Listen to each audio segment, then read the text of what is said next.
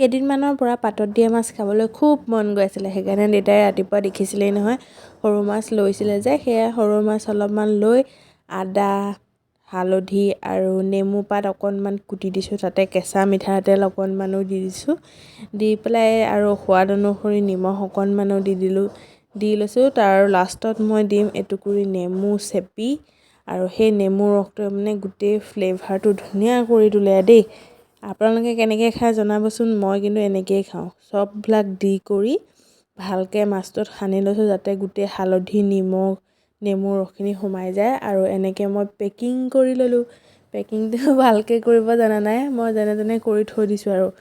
পাছফালে জুইশালত আহিছোঁ, আহি পেলাই টেৰা এখন পাতি দিছোঁ, এয়া চাওক পেকিং কৰিব জনা নাই বুলি যে কৈছিলোঁ, সেইটো এয়া খুলিয়ে গ'লগৈ।